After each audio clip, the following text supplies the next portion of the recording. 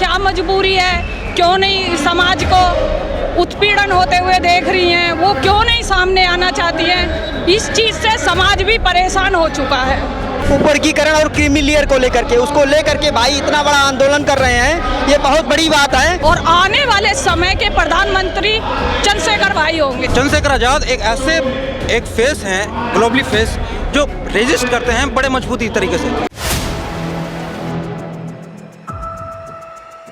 नमस्कार, 4 PM दिल्ली देख रहे हैं आप और मैं हूं आपके साथ शाहीन खान। और इस समय स्टेज पर आप देख रहे हैं चंद्रशेखर आज़ाद को, जो कि नगीना से मेंबर ऑफ पार्लियामेंट बन चुके हैं, पहली बार संसद में पहुंचे हैं। और आप इनके चारों तरफ देख सकते हैं जन सैलाब, एक तरीके से लोगों का हुजूम है और इनके इशारे पे, एक इनके आह्वान पे तमाम लोग देश के अलग अलग राज्यों से, अलग अलग जगह से पहुँचे। सवाल ये उठता है कि एक समय था जब काशीराम बड़े नेता बहुजन समाज के हुआ करते थे, उसके बाद मायावती कई सालों तक बहुजन समाज की एक बड़ी नेता रहे, उनके इशारों पर बहुजन समाज एक तरीके से खड़ा हुआ जाया करता था। लेकिन जब अब यहाँ पर एक अलग तस्वीर नज़र आ रही है, खचाखच स्टेडियम भरा हुआ है और हालत ऐसी है कि आप स्टेडियम के बाहर जाएंगे, वहाँ पर भी हज़ारों की तादाद में लोग मौजूद हैं। तो क्या आप चंद्रशेखर आज़ाद पूरी तरीके से एक बहुजन के बड़े नेता के रूप में तौर पर उभर रहे हैं? क्या समाज, बहुजनों का समाज पूरी तरीके से चंद्रशेखर आज़ाद पर भरोसा जता पा रहा है? तस्वीर तो यही कुछ बयां करती है, लेकिन सीधा लोगों से ही जुड़ते हैं, उन्हीं से जानते हैं क्या उनकी राय। क्या नाम है सर? अमित कुचालिया। अमित जी, हम ये जान रहे हैं, हम ये तस्वीर देख रहे हैं और तस्वीर काफ़ी चौंकाने वाली है, हमारे लिए नहीं बल्कि आज जो सत्ता में लोग हैं वो भी कहीं ना कहीं हैरान हो जाएंगे कि चंद्रशेखर आज़ाद आप लोगों को बुलावा देते हैं और आप लोग अलग अलग राज्य से आ गए। तो क्या बड़े नेता बन चुके हैं चंद्रशेखर? क्योंकि आज के टाइम में बहुजन समाज के जो नेता हैं चंद्रशेखर भाई, एक युवाओं के नेता नहीं, पूरे बहुजन समाज के नेता हैं।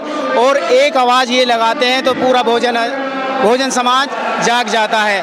क्योंकि बहुजन समाज को उस टाइम हक नहीं मिला जब हमारे लोग सत्ता में रहे, सत्ता में रह के आवाज़ नहीं उठाई।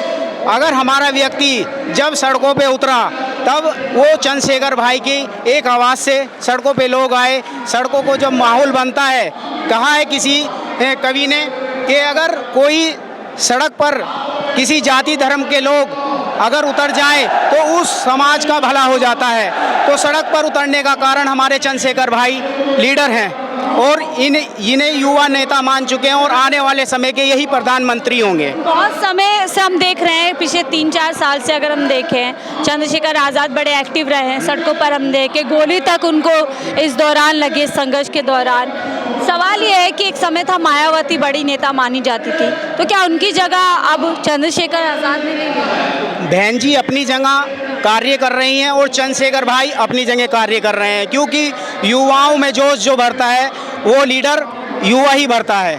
और बहन जी इस टाइम चुप रहती हैं, बहुजन समाज के बारे में कुछ नहीं बोलती, इसलिए हमारा समाज और बहुजन समाज जुड़कर। चुप क्यों रहती है? सवाल तो वही है, क्यों चुप हो गए पिछले 2-3 साल से? क्योंकि उन्हें गाइड करने वाले माननीय काशीराम थे और वो जब से काशीराम गए हैं तब से बहन जी चुपकी में रहती हैं। सत्ता परिवर्तन हुआ जैसे ही हम देख रहे हैं, भाजपा की सरकार सूबे के अंदर आ गई, तभी से एक चुप्पी साध कर बैठ गई है। वो तो देखो उनका अपना मन है, वो कुछ बोले या ना बोले, मगर युवा जो आज़ाद समाज पार्टी से जुड़ चुकी है और बहुजन समाज पार्टी काम बिल्कुल नहीं करती। अगर कोई जरा सी भी खरोंच आती है किसी भी समाज में तो सबसे पहले भीम आर्मी पहुँचती है।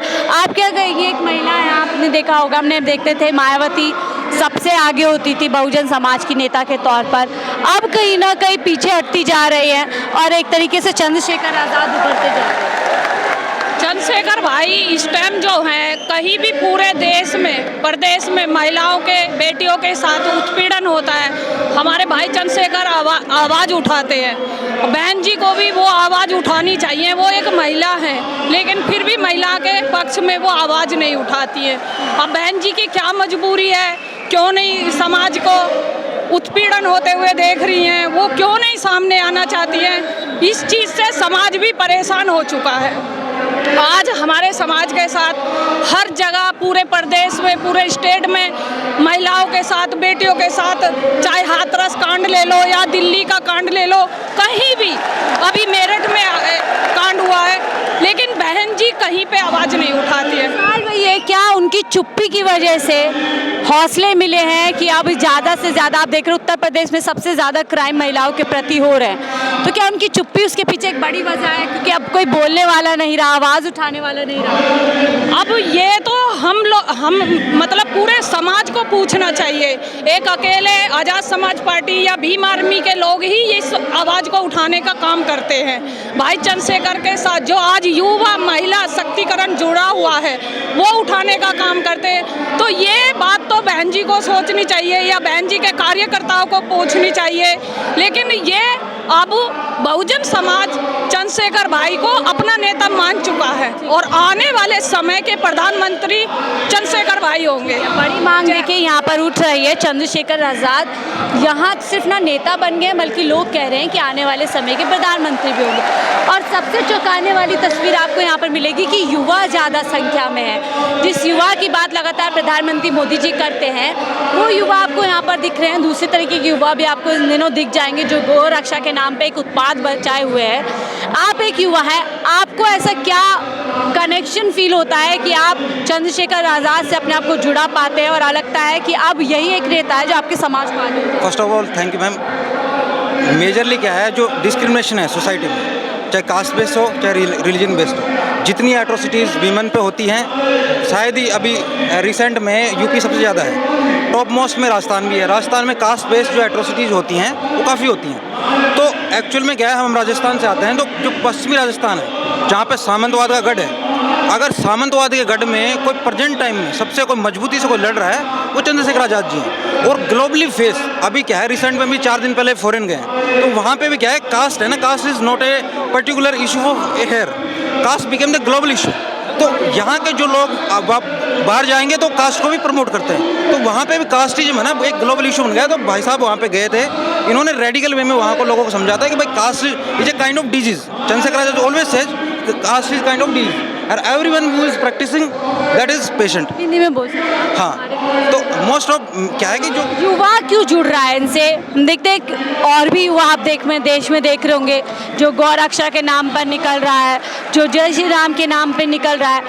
बहुजन समाज का युवा कौन सी ऐसी बात है जिसके लिए वो सड़कों पर आ रहा है चंद्रशेखर आज़ाद? एक्चुअली मैम क्या है, जो लास्ट जो 15 साल हैं चंद्रशेखर आज़ाद जी ने सबसे ज़्यादा संघर्ष किया है दलित समाज पे, बहुजन समाज पे, सो कॉल्ड आप कहोगे मुस्लिम समाज। बहुजन एक पैटर्न है, बट जो मार्जिनलाइज सेक्शन है, मार्जिनलाइज सेक्शन के लिए सबसे ज़्यादा किसी ने आवाज़ उठाई वो एडवोकेट चंद्रशेखर आज़ाद जी हैं। और जो सड़क पे इन्होंने संघर्ष किया, अभी विनेश फोगाट का मामला हो, ये साक्षी मलिक का मामला हो, इससे पहले किसान आंदोलन हो, उससे पहले दलित एट्रोसिटीज, सारे मेट्रो, जितनी ये लिंचिंग्स होती हैं, मॉब लिंचिंग्स वगैरह, चंद्रशेखर आज़ाद एक फेस हैं, ग्लोबली फेस, जो रेजिस्ट करते हैं बड़े मजबूती तरीके से। इसीलिए दलित एक नेता होती थी मायावती, मैं ये सब बोल रही, होती थी, मुझे बोलना पड़ रहा है, होती थी में पहुंच गई हैं। चुप्पी क्यों साध गई हैं? वो अब क्यों नहीं बोलती? पूरी तरीके से ऐसा लगता है सरेंडर कर चुकी है भाजपा के आगे। एक्चुअली क्या है कि उनका एक टाइम था, एक टाइम पे वो बहुत रेडिकल थी, उन्होंने बहुत काम भी किया।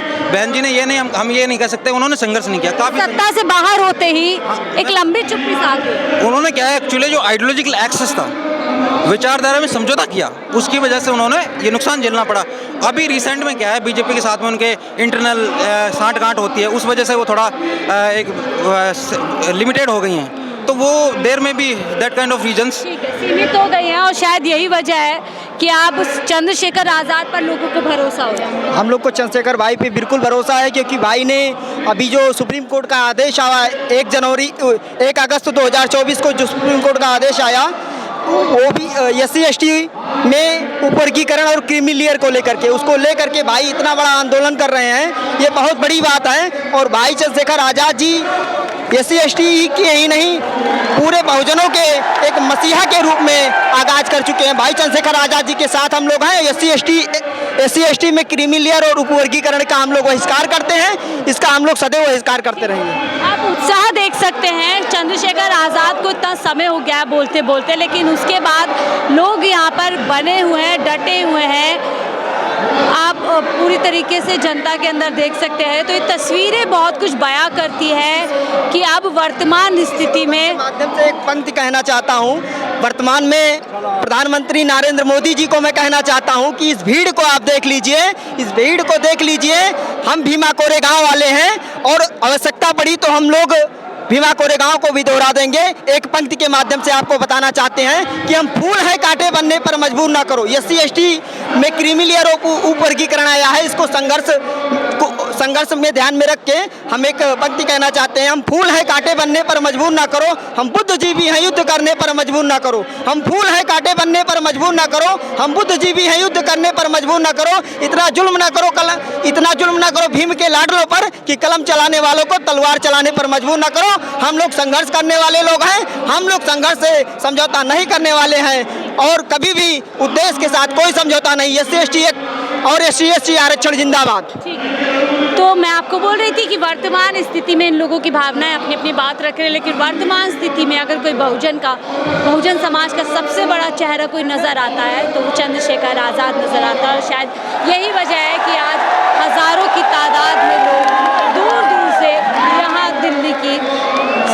दिल्ली की सरजमी पर पहुँचे। बहरहाल आप चंद्रशेखर आज़ाद के बारे में क्या सोचते हैं? क्या वाकई वो बहुजन समाज का सबसे ज़्यादा प्रतिनिधित्व कर रहे हैं? क्या एक बड़ा चेहरा वो बहुजन समाज का बन चुके हैं? अपनी राय ज़रूर साझा कीजिएगा। फिलहाल के लिए मुझे दीजिए इजाज़त। आप देख रहे थे 4PM दिल्ली।